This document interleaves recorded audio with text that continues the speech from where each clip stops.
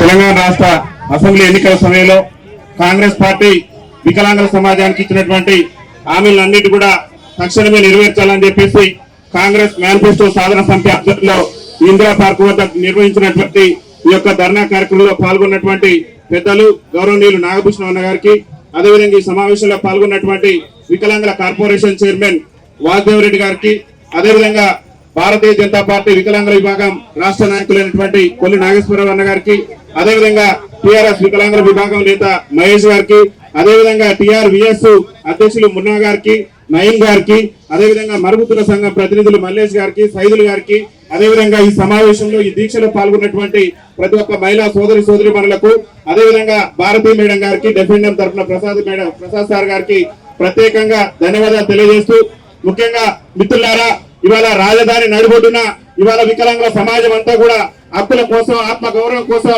రాజ్యాధికారంలో ఓటా కోసం ఇవాళ నడి రోడ్డు మీద కూర్చొని ఇవాళ దీక్ష చేయవలసినటువంటి పరిస్థితి ఈ తెలంగాణ రాష్ట్రంలో రావడం అనేది దురదృష్టకరం. ముఖ్యంగా మనకు కాంగ్రెస్ పార్టీ అధికారంలోకి రాకముందు ఈ రాష్ట్ర ముఖ్యమంత్రి రేవంత్ రెడ్డి గారు పిసిసి అధ్యక్షుడి హోదాలో మా కాంగ్రెస్ పార్టీ అధికారంలోకి వస్తే మేము ఎప్పుడైతే అధికారంలోకి వస్తామో మేము అధికారంలోకి వచ్చిన నెల నుంచే వికలాంగుల పింఛన్లు అన్నింటినీ కూడా 6,000 రూపాయలు చేస్తాం. అదే విధంగా వృద్ధులు గాని, గీతా కార్మికులు గాని, బీడీ కార్మికులు గాని అందరి పింఛన్లు కూడా 4,000 రూపాయలు చేస్తామని చెప్పేసి కాంగ్రెస్ పార్టీ అభయాస్త్రం ఎన్నికల మేనిఫెస్టోలో ఈ రాష్ట్ర ముఖ్యమంత్రి పేర్కొన్నారు. అదొక్కటే కాదు, ఈ రాష్ట్రంలో వికలాంగులందరికీ కూడా, తెలంగాణ రాష్ట్రంలో ఉన్నటువంటి వికలాంగులందరికీ కూడా 100% రాయితీతోని ఉచిత ప్రయాణ సౌకర్యం కల్పిస్తామని చెప్పేసి కూడా కాంగ్రెస్ పార్టీ ఎన్నికల మేనిఫెస్టోలో పొందుపరిచారు. అదొక్కటేనా, తెలంగాణ రాష్ట్ర ఉద్యమంలో క్రియాశీలక పాత్ర పోషించి నాడు బతుకు జీవుడా అంటూ అరే ప్రత్యేక రాష్ట్రం వస్తేనే మనకు ఉద్యోగ ఉపాధి అవకాశాలు వస్తాయని చెప్పేసి నాడు తెలంగాణ రాష్ట్ర సాధన ఉద్యమంలో కూడా వైకల్యాన్ని సైతం కూడా లెక్క చేయనటువంటి వికలాంగుల సోదరులకు మా కాంగ్రెస్ పార్టీ అధికారంలోకి వస్తే ఈ రాష్ట్రంలో బ్యాక్లాగ్ ఉద్యోగాల నోటిఫికేషన్ విడుదల చేసి వెంటనే ఉద్యోగాలను భర్తీ చేస్తామని చెప్పేసి రాష్ట్ర ముఖ్యమంత్రి రేవంత్ రెడ్డి గారు వాళ్ళ ఎన్నికల మేనిఫెస్టోలో పెట్టారు. అదొకటైనా, వికలాంగుల సంక్షేమ శాఖను గత ప్రభుత్వం మహిళా శిశు సంక్షేమ శాఖలో కలిపింది. మేము ఎప్పుడైతే అధికారంలోకి వస్తామో మేము అధికారంలోకి వచ్చిన వెంటనే వికలాంగుల సంక్షేమ శాఖను ప్రత్యేక శాఖగా కొనసాగిస్తామని చెప్పేసి రేవంత్ రెడ్డి గారి పార్టీ ఎన్నికల మేనిఫెస్టోలో చెప్పింది. ముఖ్యమంత్రి గారు రేవంత్ రెడ్డి గారు అనేకమైనటువంటి హామీలు ఇచ్చి ఈ రాష్ట్రంలో అసలు కాంగ్రెస్ ప్రభుత్వం వచ్చే పరిస్థితులు లేనటువంటి సందర్భంలో మరి పింఛన్దారుల ఓట్లను, పింఛన్దారులను అందరినీ కూడా నమ్మవలికి మనందరినీ కూడా నట్టేడ ముంచి మనందరిని పింఛన్ పెంచుతాం, అందరికీ కూడా అవకాశాలు ఇస్తాం, వికలాంగులకు ఉద్యోగ ఉపాధి రంగాల్లో ప్రాధాన్యత ఇస్తామని చెప్పేసి మాయ మాటలు చెప్పి రాష్ట్ర ముఖ్యమంత్రి రేవంత్ రెడ్డి మన ఓట్లు వేయించుకొని ఇవాళ రాష్ట్ర ముఖ్యమంత్రిగా గద్దెనెక్కినాక దాదాపు రాష్ట్ర ముఖ్యమంత్రిగా రేవంత్ రెడ్డి గారు బాధ్యతలు చేపట్టి ఇవాళ 2 ఏళ్ల పరిపాలన పూర్తయింది.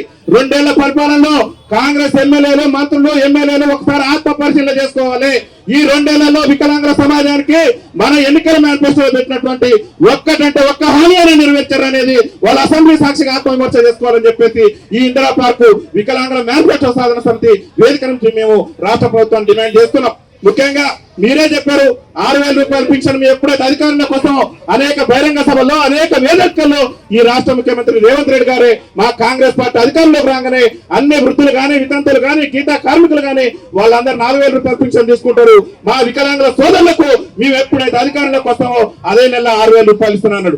రేవంత్ రెడ్డి గారిని ఇందిరా పార్క్ వేదిక నుంచి అడుగుతున్నాం, రేవంత్ రెడ్డి గారు ఎడిపోయిన మా 6,000 రూపాయలు పెండింగ్ బకాయితో సుద్ధా మీరు ఎప్పటి నుంచి అయితే ఇస్తానన్నారో ఆ పెండింగ్ బకాయితో సుద్ధా తక్షణమే ఇచ్చే విధంగా మీరు చట్టసభలలో తీర్మానం చేయాలి. తక్షణమే మా పెండింగ్ పింఛన్లన్నింటి కూడా విడుదల చేయాలి. రేవంత్ రెడ్డి గారు ముఖ్యమంత్రి అయితే ఆర్టీసీలో ఉచిత ప్రయాణం ఇస్తారని చెప్పిండు. అరే ఎన్టీ రామారావు గారు ముఖ్యమంత్రి ఉన్నప్పటి నుంచి 50% రాయితీతోని వికలాంగుల సమాజం ఉచిత ప్రయాణం చేసింది. మరి ఇవాళ మహిళలకు కాంగ్రెస్ పార్టీ చెప్తున్నది మీ మహాలక్ష్మి పథకం కింద మహిళలందరికీ కూడా ఉచిత ప్రయాణ సౌకర్యం కల్పించడం అని చెప్పేసి. అరే 6 గ్యారెంటీలో భాగంగా మీరు మహిళలకు ఇవ్వడాన్ని, మా అక్కలకు, అమ్మలకు, చెల్లెలకు ఇవ్వడాన్ని మేము స్వాగతిస్తున్నాం.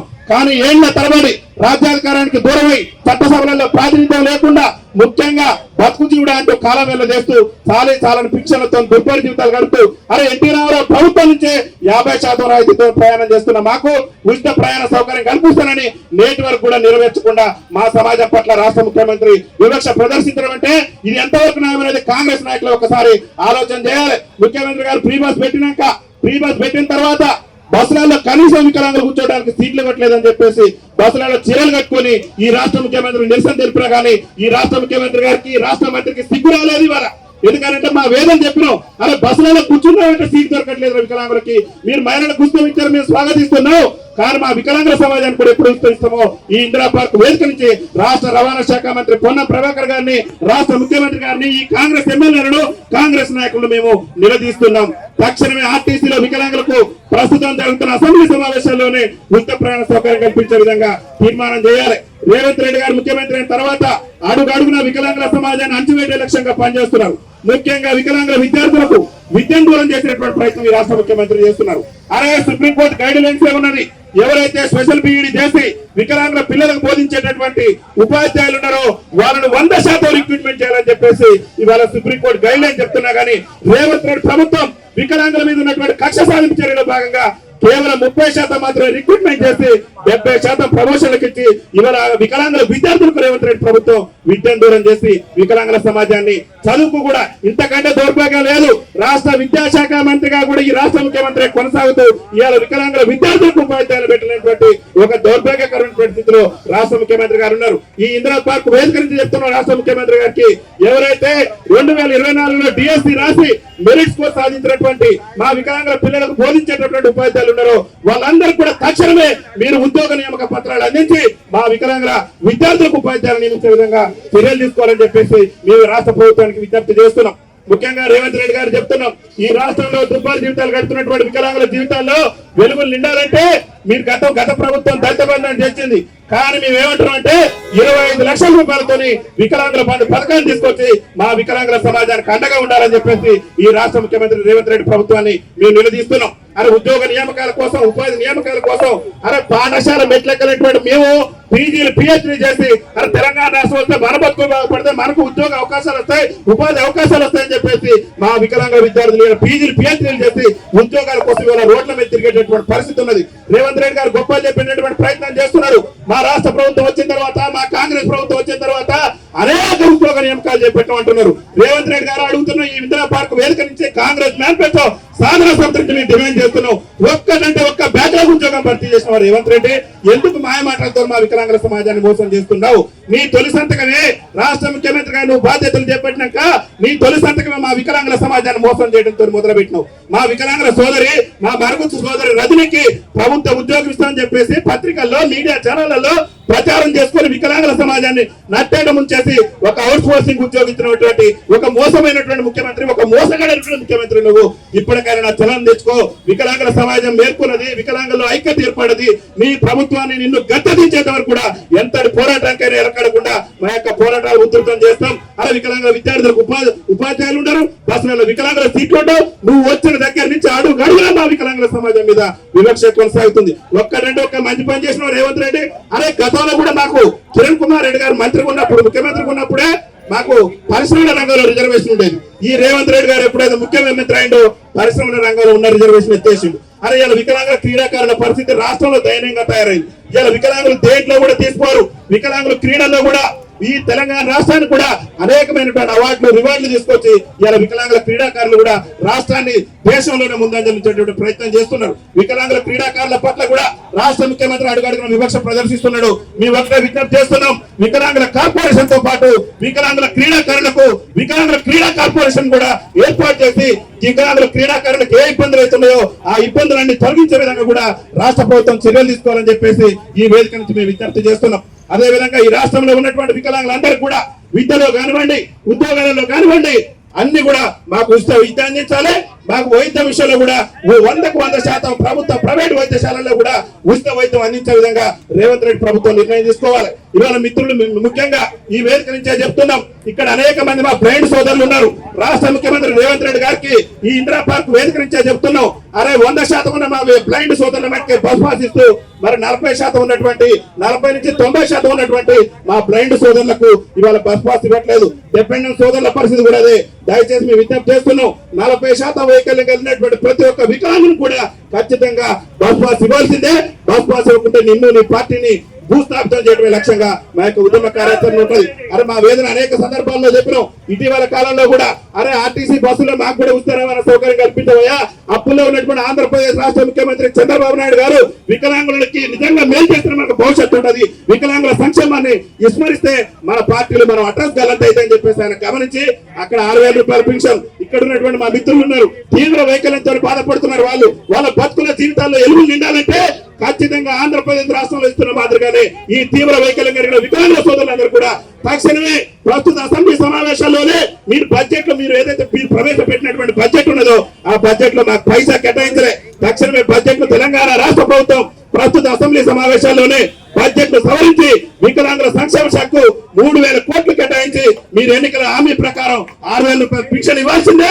మా ఎవరైతే తీవ్ర వైకల్యం కలిగినటువంటి మా వికలాంగుల సోదరులు వాళ్ళందరూ కూడా 15,000 నరకయాత్ర అనుభవిస్తున్నారు. రేవంత్ రెడ్డి మీరు ముఖ్యమంత్రి అయిన కాంచి గత ముఖ్యమంత్రి కేసీఆర్ గారు చెప్పక ముందని ఆలోచన చేసిండు. అరే ఎక్కడో 200 నుంచి 500 మీ కాంగ్రెస్ పార్టీ 500 చేస్తే కేసీఆర్ గారు 500 పెట్టి వాళ్ళ వికలాంగుల సమాజం 4,016 రూపాయలతో బతుకుతున్నది. ఇప్పటికి కూడా మీ కేసీఆర్ ఇచ్చిన పింఛన్ మీద బతుకుతున్నావు. ఎందుకు నువ్వు ముఖ్యమంత్రిగా కొనసాగటం? నీకు ఒక్కసారైనా ఆలోచన చేసి అరే ప్రయాణం కోసం వస్తే బస్సు కల్పించండి అని చెప్పేసి మేము పరిగిలో పంజాబ్ డ్రెస్ వేసుకొని ప్రభుత్వాన్ని నిరసన తెలిపినా కానీ ఈ ప్రభుత్వానికి ఇంత కూడా ఇస్మంతైనా కూడా సిగ్గు సెలవు అనేది కూడా లేకుండా రాష్ట్ర ప్రభుత్వం ముఖ్యమంత్రి రేవంత్ రెడ్డి ప్రభుత్వం ప్రవర్తిస్తున్నది. దయచేసి ఇక్కడ ఉన్నటువంటి అన్ని సంఘాలకు కూడా విజ్ఞప్తి చేస్తున్నాం. సంఘాలకు అతీతంగా మన హక్కుల సాధన కోసం, ఆత్మ గౌరవం కోసం పార్టీలకు అతీతంగా మనందరం కూడా కలిసికట్టుగా పనిచేయాలి. ముఖ్యంగా రేవంత్ రెడ్డి గారి ప్రభుత్వాన్ని కూడా మేము కోరుతున్నాం. మీరు ఏఐసిసి ఎన్నికల మేనిఫెస్టోలో మీ కాంగ్రెస్ పార్టీ చెప్పింది, మా కాంగ్రెస్ పార్టీ ఈ రాష్ట్రంలో అధికారంలోకి వస్తే ఖచ్చితంగా మా కాంగ్రెస్ పార్టీకి మెజార్టీ పార్లమెంట్ స్థానాలు వస్తే తెలంగాణ స్థానిక సంస్థల ఎన్నికల్లో మేము రాజస్థాన్, ఛత్తీస్గఢ్ లో ఏ విధంగా అయితే వికలాంగులకు రాజకీయ రిజర్వేషన్ కల్పించడమో తెలంగాణ స్థానిక సంస్థల ఎన్నికల్లో కూడా వికలాంగులకు రాజకీయ రిజర్వేషన్ కల్పిస్తామని చెప్పేసి కాంగ్రెస్ పార్టీ ఎన్నికల మేనిఫెస్టోలో పేర్కొన్న ఈ రాష్ట్ర ముఖ్యమంత్రి రేవంత్ రెడ్డి వికలాంగులకు స్థానిక సంస్థల్లో రిజర్వేషన్ కల్పించకుండానే సర్పంచ్ ఎన్నికలను జరిపి వికలాంగుల సమాజాన్ని మోసం చేసే ప్రయత్నం చేసిండు. కాబట్టి రేవంత్ రెడ్డి గారు ప్రతి గ్రామ పంచాయతీ కూడా ఒక మహిళా సోదరుని, ఒక పురుష సోదరుని ఖచ్చితంగా కోఆపరేషన్ సభ్యులుగా నియమించాల్సిందే. పంచాయతీ నుంచి మొదలు పెడితే పార్లమెంట్ వరకు కూడా చట్టసభలలో మా వాణి వినిపించుకోవడానికి మాకు రాజకీయ అవకాశాలు కల్పించాల్సిందే.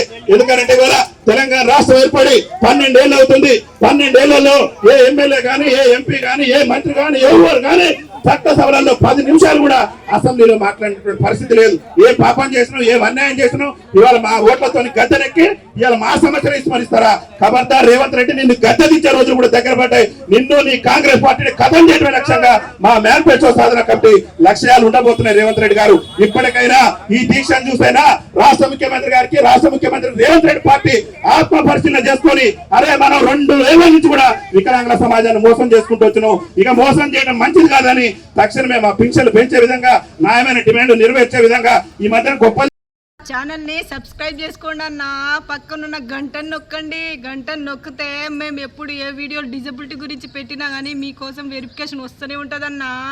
గంటను నొక్కండి, మా ఛానల్ని సబ్స్క్రైబ్ చేసుకోండి. 2 పనులు చేయండి అన్న. ఇంకోటి లైక్ చేయండి, షేర్ చేయండి, కమెంట్ చేయండి అన్న. మన డిజబిలిటీ ఛానల్ అన్న, ఇది మనమే సపోర్ట్ చేసుకోవాలి. అదే అన్న. Thank you.